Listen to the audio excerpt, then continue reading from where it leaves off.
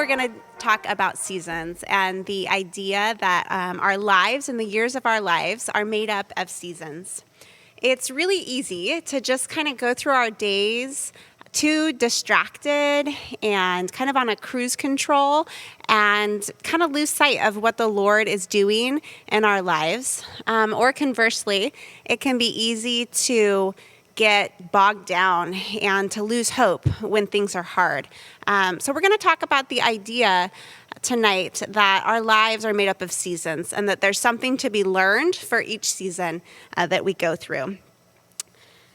I'm going to read a paraphrase from Ecclesiastes 3, and it says, "For everything there is a season, a time and a purpose under heaven, a time to be born and a time to die, a time to plant and a time to pluck up that which is planted, a time to kill and a time to heal, a time to break down and a time to build up, a time to weep and a time to laugh, a time to mourn and a time to dance, a time to cast away stones and a time to gather stones together, a time to embrace and a time to refrain from embracing, a time to seek and a time to lose.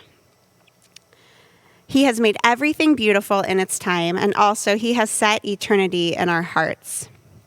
So just to kind of explain what we're talking about as we speak of seasons, when we talk about a time of spring in our lives, we're speaking of a season of newness, a season of rebirth, a season of change, and a season of renewal.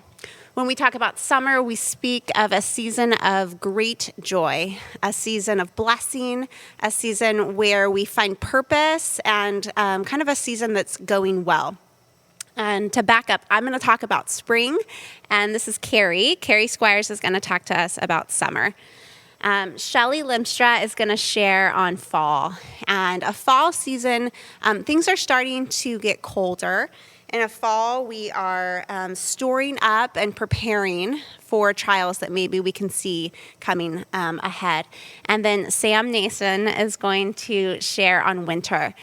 Winter is times of life that are hard, seasons where we might feel in crisis, seasons of despair, of depression, of defeat. And winters are the hard times in our life, but ironically, it's often in a winter season where God can feel the nearest and where we're learning the most. But I'm excited to hear from each of these women and how God has shown up at these different seasons in their lives and shown himself to be faithful.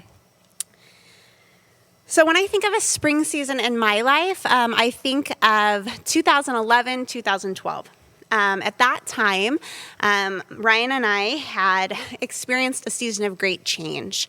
We had moved from Southern California, where we had lived for the first 3 years of our marriage. We had moved back here, where I'm from, back to the Central Coast. We had been married for about 4 years at that point, and I was around 26. And in that year that we moved back home, I got pregnant and had my first baby. We bought our first house. And in a lot of ways, things were kind of going according to the plan, according to kind of like the picture that I had of how my life was going to unfold. But I was also just entering into just a time of great change. I'd become a mother. I had been in Southern California. I had had a super full-time job and kind of been like a young married working professional. And now, fast forward, I'm back to my hometown.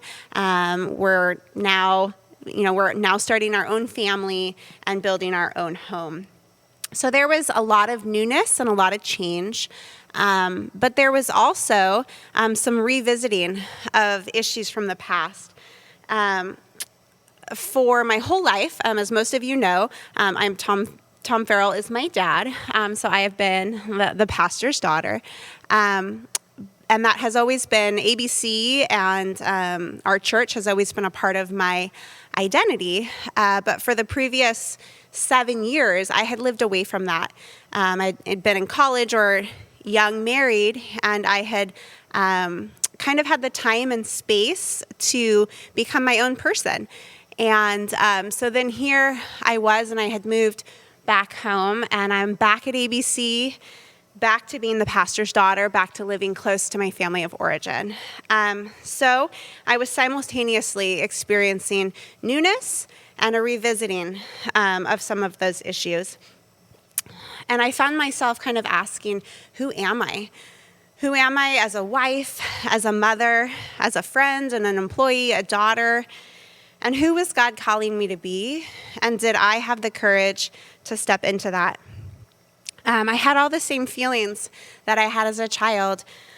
The feelings of wanting people to approve of me, of my life choices, of wanting to be accepted, of wanting to be a good representation of my parents and of our church.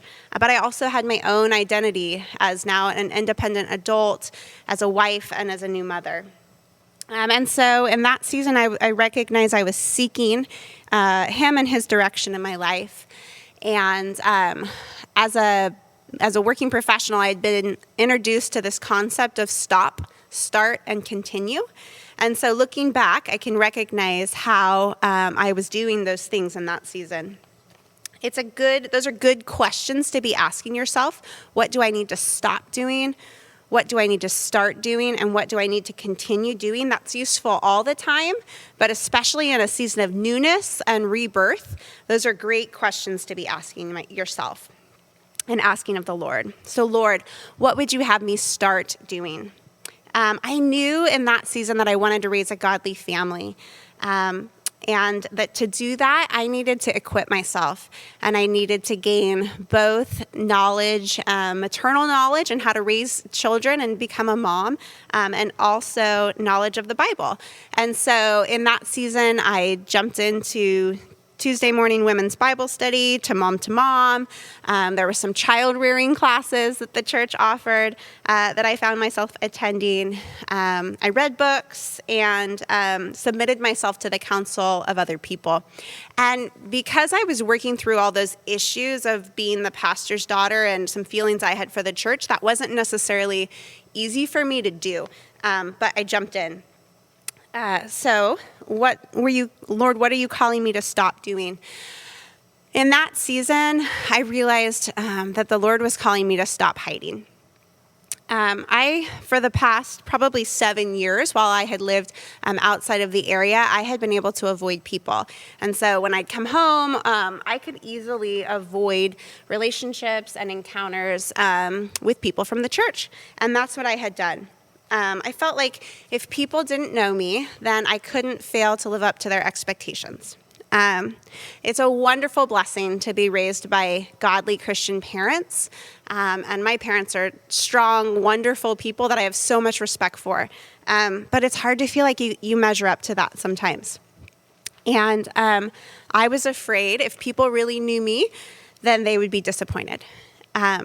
But I recognized that if I was going to be part of this church and if I was going to raise my family here, then I needed to stop hiding and stop keeping myself back from people. I'm not my mom and I'm not my dad. I'm both of them and I'm neither of them. And I needed to stop defining myself and other people by who we had been in the past. Isaiah 43:18-19 says, "Remember not the former things, nor consider the things of old. Behold, I am doing a new thing, and now it springs forth. Do you not perceive it? I will make a way in the wilderness and rivers in the desert." Lord, what do I need to continue doing? For as long as I could remember, I've always loved people. Like even as a little baby, I hated being alone. And so in that season of life, I was recognizing that God wanted to use that love for people to create community here, both for my own personal family and for our church family.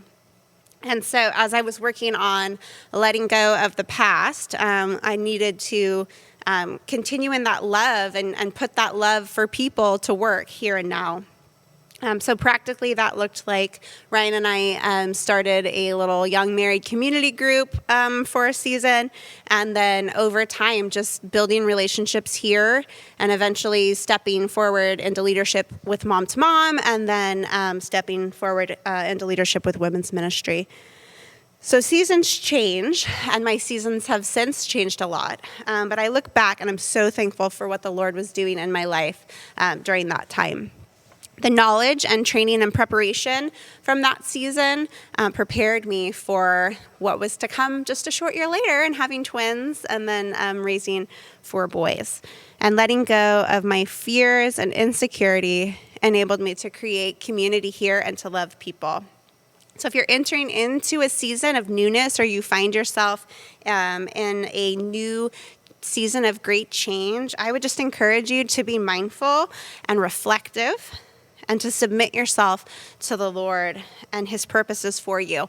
It's a new chance, a fresh beginning. And so I would encourage you to frame that through the thinking of, Lord, what would you have me start doing? What would you have me stop doing? And what would you have me to continue doing?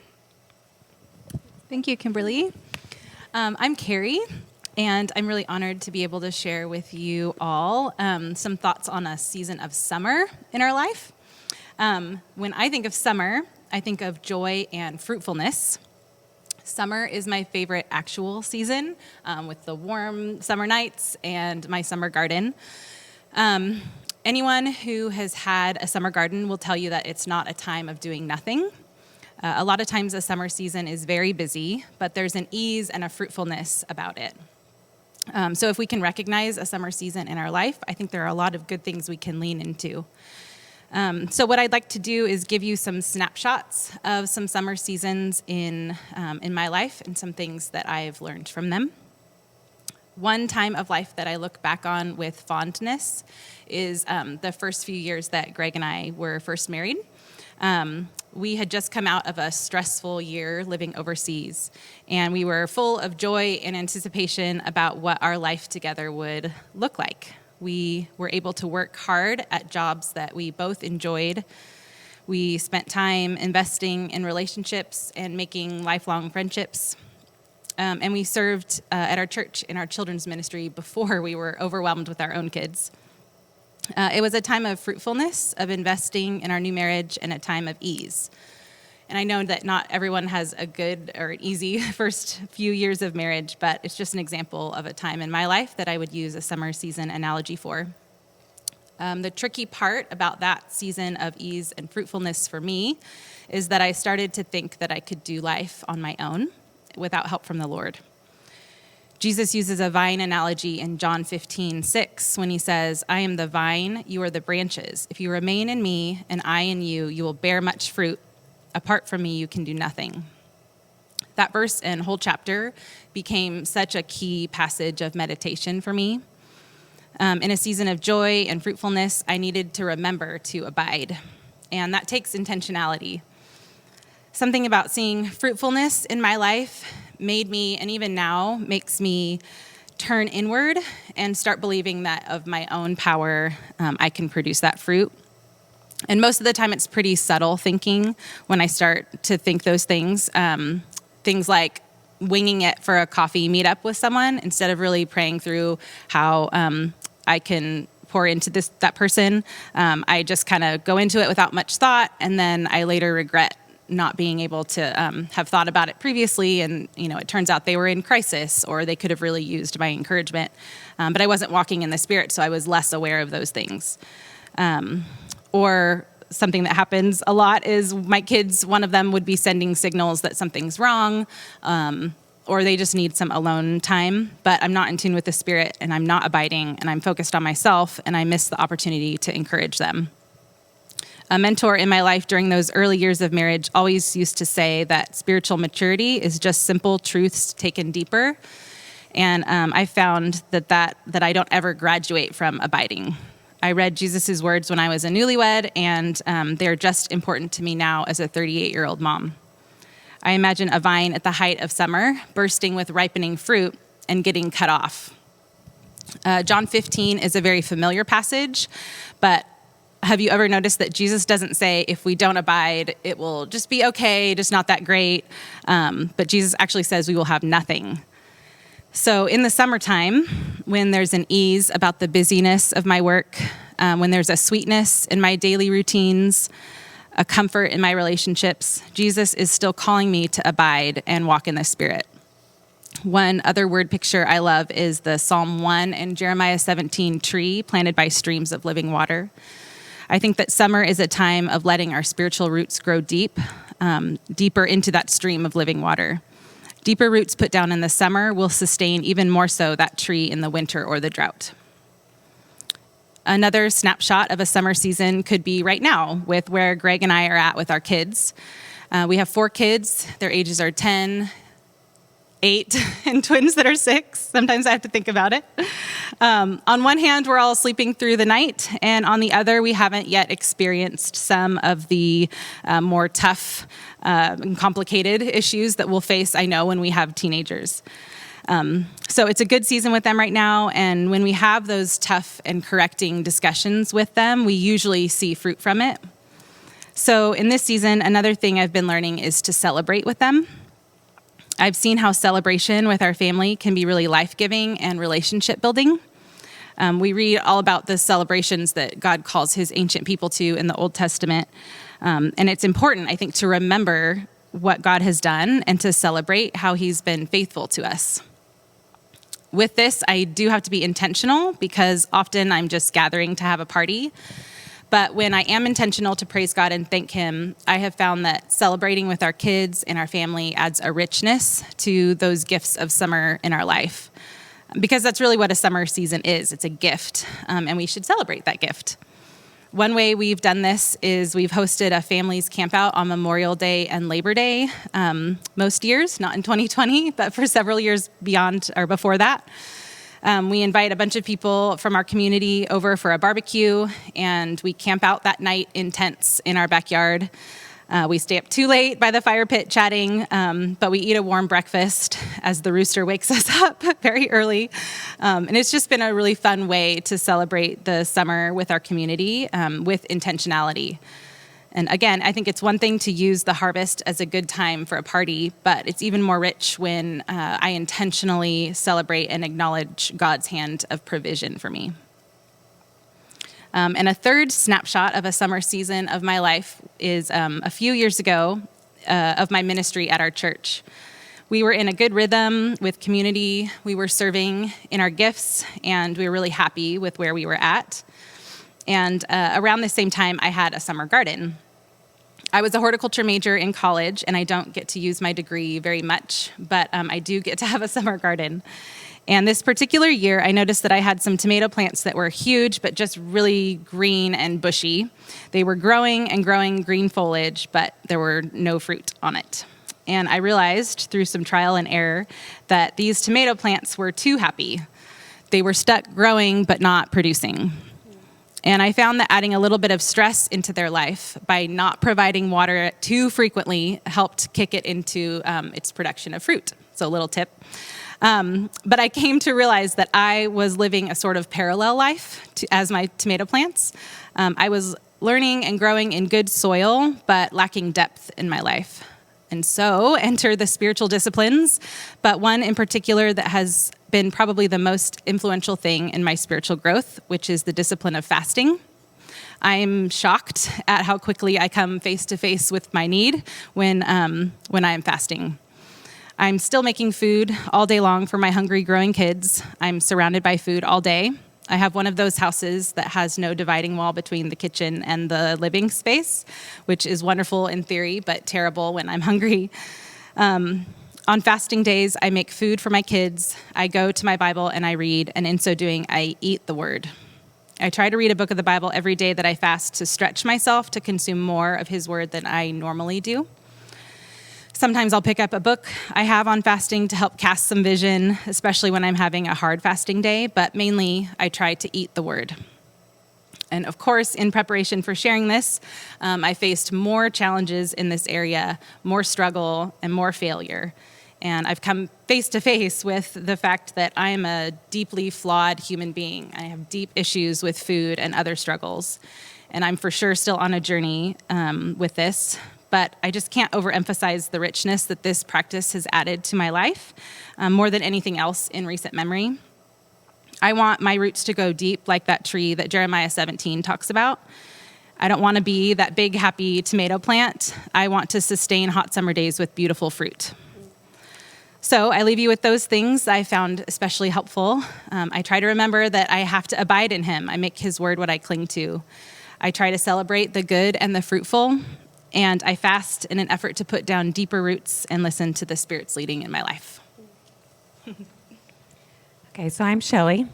I can't really say that I'm new to the Central Coast or ABC, but I've lived here for almost 3 years now. My husband is John, and we have 4 kids. We've been married for 29 years. We have a daughter, Kelsey, and she has 3 brothers, Brandon, Travis, and Blake. The season I want to talk a little bit about is fall. Being involved in agriculture all my life and now having a vineyard, harvest also came to mind when we think about fall. It just made me think about how God is always growing us, working in us through good times and probably even more so through the bad times, striving for that finished product, kind of like that bottle of wine that comes from the harvest of grapes. Hopefully a good product. Our kids are almost all adults now, and I just feel like we've been through so many different seasons as both a married couple and a family. As I look back, there have been such great times and very hard times, but they've all been times of growth that eventually leads to some kind of harvest or end result. Right now, I just want to share with you how God has been working in me and our whole family over these past few years. Just a little bit of where we came from before this. John and I both grew up on dairy farms in the Central Valley. Not sure how many of you have heard of the small hick town of Tulare, but that's where we came from. I love the dairy life, and I was thrilled to marry someone with the same background, and that we could also raise our family on the dairy and out in the country. I was fortunate to be a stay-at-home mom. I also took care of our finances for the dairies. It was a great atmosphere to raise our family. And as the kids got older, we always had lots of jobs for them to do. There was always some complaining, but in the end, I know they are very thankful for the work ethic it instilled in them. We were also very involved at our church and the Christian school where our kids attended. Our kids went to gyms and cadets and youth group on Wednesday nights. I hear some of you guys talk about growing up here at ABC and the memories you have growing up here in this church, and it just reminds me of the same. Let's just say we were very comfortable in our environment, home, church, and school. So just a little background to our story. As great as our life was, the financial side of the dairy industry is a roller coaster. No matter how great your milk is, you do not get to set the price for what you get paid. You get what you get, and it's not always great. So around 2008 and 2009, the economy tanked, and it took the milk price right along with it, and it stayed that way for a long time. We went through some really hard financial times, bad enough that we came so close to filing bankruptcy. I won't share with you all these boring details, but we came out of this without filing bankruptcy, and we made it through those horrible times thanks to one good upswing on that roller coaster I was talking about. Through all this, we had many people who helped us along the way. At the time, I couldn't figure out why God was taking us down this dreadful path, but I can clearly see now that he was paving the way to bring us here. Through these years, I think even before these hard times, John was just getting tired of what he was doing. It really was hard 24/7 work, and even harder because you didn't really see the fruits of your labor, if you know what I mean. Me, on the other hand, despite the hard times and despite not so great milk prices, I still wanted to plug along in what we were doing. I still enjoyed what we were doing. Our life was still comfortable. Our kids were comfortable. Over the years, we had been over here wine tasting and for different events. John started talking casually about being in the wine business and that he liked the business model of it. He started reading different books and going to different conferences over here in Paso just to learn more about it. He is more of a free spirit than I am. I am definitely more a creature of habit, not even up for thinking about making a change. The wine business, was he crazy? But he was pretty tightly tied into his family business, so I wasn't too worried. If you're not familiar with how family farms usually work, at least in our Dutch Portuguese community back in the valley, the farms were handed down from generation to generation, and that's just what you did. He did talk to his parents about his ideas about the wine business. They were supportive of him looking, but I think they also thought John was just dreaming and a little bit crazy, just like I did. John continued his research, and he even went so far as to hire a realtor out here. This was getting a little more serious, but I still thought his family would never let him sell the dairy. We looked at quite a few places. We even put an offer on one. God closed many doors, and each time I was always like, whoa, we dodged another bullet. I was supportive, but wasn't voicing these thoughts to John. Over the years, John's mood and attitude were changing. The last few years that we spent on the dairy, he was not a happy camper. If any of you know him, he is a very vibrant personality and a happy guy. This definitely affected our family and marriage. It was hard and also frustrating for me to see him like this. Why couldn't he just be happy with what we were doing? I was good, the kids were good. He, on the other hand, was not. So in June of 2017, John got a call from his good friend and feed salesman at Western Milling. So Western Milling was a feed company that was one of those key companies that helped us through the hard times. The owner of that feed company had a brother in Templeton over here who had a winery who was maybe looking to get out of the wine business. So his good friend, that salesman, came to him the next day and said, guess what I heard in the office at Western Milling last week? Well, a week later, we were on our way over here to meet the previous owners of Jack Creek Cellars. We came over here on a summer day in June. We met up with Doug and Sabrina, two of the nicest, most family-oriented people I've ever met. They wondered how we heard about this. The winery wasn't even on the market, and they hadn't even told anyone except for Doug's brother about the thought. And they didn't even have a plan to sell it just yet. We'd never met them before, but we spent 3 hours with them that morning. We hit it off like old friends, and they told us that if it took us 6 months or 5 years to sell our dairies, which had to happen first, that they would keep it for us because they wanted us to be the next owners of Jack Creek Cellars. This was getting very real, and I could see God's starting to open doors. Very soon after that, John, his brother, and his dad all agreed that they would put our 2 dairies on the market. By Thanksgiving, both dairies had sold. Okay, God, I finally figured it out. It's time that I start following your agenda instead of my own selfish one. Summer of 2018, we moved over here and started our new adventure. Proverbs 19, verse 21 says, many are the plans of a man's heart, but it is the Lord's purpose that prevails. Boy, has God been teaching me this over the past few years. I had this plan of what our life would look like for us and our kids. His path for us in 2017 and 18 was so clear that I couldn't argue with him anymore. The move hasn't been easy for our boys, but I see growth in each of them as we move forward and as they get older, looking to choose their own career paths. They are doing well, and I pray for God's direction for their futures as well. Kelsey has made the move over here from Southern California as well and is enjoying her job as our tasting room and wine club manager. As for John, it is so great to watch him have a new passion for what he is doing. He is excited when he talks to people about the product he is making, and I never heard him talk about the milk he made. And even though he hasn't had a formal education, he really does know what he is talking about, and I love to hear him share his knowledge with people. We are both learning new things each day, and as for me, I am more of a behind-the-scenes kind of girl, but I am enjoying meeting new people and telling our story of those we welcome into our place. And I am fully convinced that God has brought us here to be just a little different light in the wine community, if you know what I mean. And I pray each day that we can reflect Him in all we do and say. Thank you. My name is Sam, and I'll be sharing on winter. So regardless of how many years you've known God, you are guaranteed a winter. Maybe even a few winters, since let's face it, seasons do repeat themselves. And I know some of you love winter. You love the warm drinks, the fuzzy socks, the fireplace. I see you. Amen. Yes. But the winter I'm sharing on today represents a season where I felt depleted, isolated, jealous, loss, grief, and anger. We're all here at Mom to Mom because at one point, whether it was years ago or it's recent, you are a new mom. Motherhood can be a very lonely job, but especially that first year of motherhood. You are thrown into it and you don't know up from down. But what exactly does loneliness mean? The definition of loneliness means depressing feeling of being alone, destitute of companionship. Notice it says feeling of being alone. That means you don't have to actually be alone to feel alone.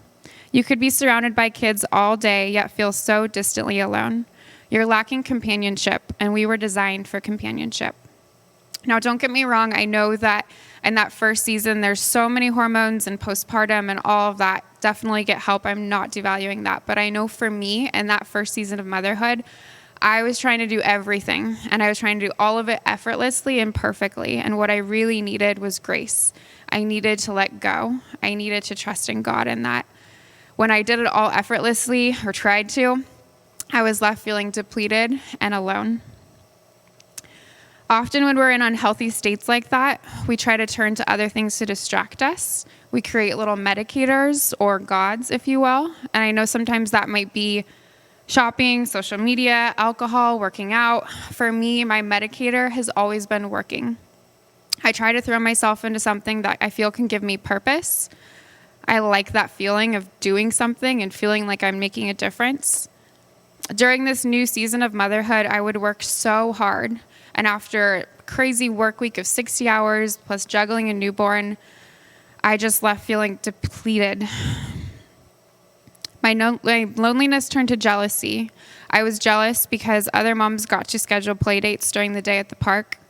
I was jealous because my husband was constantly being force hired and their husband was home to help.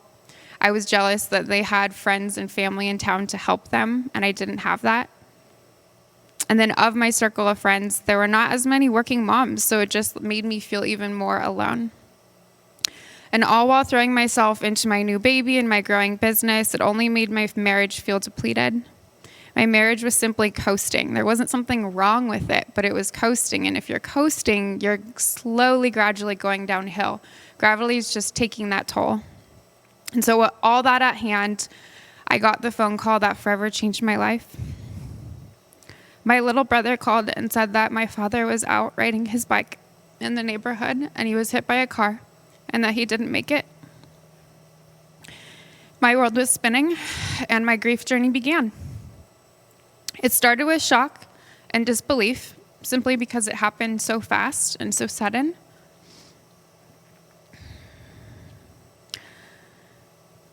There was no goodbye and no warning, and I was left to pick up so many pieces. And I was left feeling as though I had no control. And I was trying to find how I could help my mom with her new reality, and that's when anger crept in. And I wasn't necessarily anger at God. It was more just anger at the situation. You know, there's so many losses when you lose someone. There's the secondary losses. And so watching my mom lose not only the love of her life, but her best friend, her business partner, all those secondary losses was really hard for me, and I didn't want that life for her. So I was angry that she had to walk that path. Coming from a family of 3 boys and 1 girl, naturally I was a daddy's girl. My dad was my mentor, my best friend, my coach, a grandfather to my son, and ultimately my dad. I miss him a lot, but I do have the hope that I will see him again one day because he did have a relationship with God. And the verse that has brought me hope, even days after journaling after losing my father, was Ecclesiastes 3:11. God has made everything beautiful in its time. And it's so simple, but it's what I needed in that raw season, was simple truth and hope, something that I could hold on to, that I would look for. Because isn't that so true? In the cold loneliness of winter, God will work towards beauty. Now today, being 2 years into my grief journey, I still struggle with missing my dad, but anger and shock has subsided. I'm realizing just how little I know and how much God knows. It's like when I take my son to get his shots, and I'm trying to explain to him how good this will be for him long term and beneficial, but all he sees and hears is the pain. And I'm realizing that that's what God had for me. My son and I are 2 finite beings, and me as a finite being and my infinite God, of course I'm not going to understand, and of course I'm going to try to wrestle with why God. But I've come to terms that I will not get an explanation that I want in this life, and that is why I hold true to God's faithfulness and truth and promise. And I know he sees me, even in my pain. Just as Ecclesiastes reminds us of the beauty to come, I have focused my attention to finding that beauty right before me, even if it seems like a sliver at times. I've seen beauty in my relationship with my siblings and my mother, just new conversations and depth and meaning to those relationships. I've seen beauty in my son and how he looks like a spitting image of my dad. I've seen beauty in my marriage and how we've reprioritized our time and our value. I've seen beauty in my relationship with God and just how that has grown. For me, grief has been like the ocean. At first, I felt underwater, under the waves, tossing and turning this way and that, not knowing up from down. But now, as the waves come and I feel triggers, whether it's a song or a holiday or even just riding past a bike rider, those waves come, but I stand and I embrace the emotion and I fully take on the wave. And it's taken time. And yet through all that suffering and despair is not a reason to not believe in God. In fact, it's even more of a reason to have hope. So friends, I bring this up because I want to know, what did you lose this year? Maybe it was a parent. Maybe it wasn't a parent. Maybe it's something devastating though. Maybe it was a miscarriage, a health diagnosis, a marriage, or just being blindsided by this year and your new reality. How are you grieving? How are you asking yourself, why, God? Do you care? Do you see me? Are you finding yourself jealous of someone else's lifestyle? How is the devil distracting you from your true purpose? It reminds me of the Israelites who were in the winter or their wilderness and longed to be like other nations, yet they didn't know what God had in store for them. And I'm learning in that until I meet God's will with open palms, then I cannot have peace. I want to share a couple tangible steps that help me get through my grief journey and my cold winter in hopes that it can help any of you currently in a winter. The first is to just bring those feelings to God. You know, we're called to bring God the first day of our week, right, with the Sabbath. We're called to bring him the first 10% with our tithing. Aren't we called to bring him our first emotions? I so quickly am run to friends or my husband or family and want to bring them it and fix it. But bring that to God. Bring him the raw, unfiltered emotion first. I remember being in this sanctuary, looking up at the screen, singing those words on the screen, and I couldn't sing them. So all I would do is just pray them over myself and pray that truth in my heart one day. And that's okay. Bring him that emotion. If any of you has lost a loved one, I would strongly encourage attending the grief share. I know it just started this month. It's really helped me set aside time weekly to address those emotions because we all know as busy moms, we're dealing with everyone else's needs. And so knowing I had an hour and a half a week to address it and have that companionship was really helpful. So I would encourage you in that to make that a priority. I encourage you, anyone that's struggling with the loneliness aspect to pray for companionship and then have your eyes open for it. And when it comes, lean into it. I'd encourage you to go out in nature more. There are healing powers in his creation. He is constantly romancing me with the ocean or the sunset. And I feel as though seeing nature and those seasons turn reminds us that our season will soon turn and there will soon be beauty. And for those of you maybe looking at medicators like me, I would encourage you to find some new purpose in that. And the easiest way to do that is to go out and serve. And maybe you're not in a winter. I would encourage you to come alongside someone else. God has called us to mourn with those who mourn. He wept when Lazarus died. Maybe you're the companionship someone has been praying for. Some of the most healing moments I had were when friends would pray over me. And on the flip side, just like the animals store up for the winter with their food and their shelter, how are you storing up for your winter to come? Do you have companionship in a community? Are you reading his word? Thank you. In Hannah Anderson's book, The Excellent Turning of Days, she says this. She said, the writer of Hebrews describes faith this way. Now faith is the confidence in what we hope for and the assurance of what is not yet seen. And so it is with seasons. It's because we have seen past seasons that we believe in future ones. It's because we have seen certain patterns that we act in certain ways. We plant because we believe it will grow. And we harvest because we believe winter will come. Galatians 6:9 says, let us not become weary in doing good, for at the proper time we will reap a harvest if we do not give up. In Job 1:21, Job proclaims, the Lord gives and the Lord takes away. Blessed be the name of the Lord. No matter what season you're in right now, that's your challenge. Hold each season loosely in submission to God for his will for your life, and bless him in each season. Ladies, God is good and steadfast and faithful. He can be trusted in spring, summer, fall, and winter. Philippians 1:6 says, being confident in this, that he who began a good work in you will carry it on to completion by the day of Christ Jesus. So Sam's going to pray and lead us in a prayer. Yeah. Lord, I just want to pray Psalms 121 over these ladies. The Lord will keep you from evil. Protect them from evil and be their rock during whatever season they're in. May we pray your will be done with the heart of peace, knowing you protect.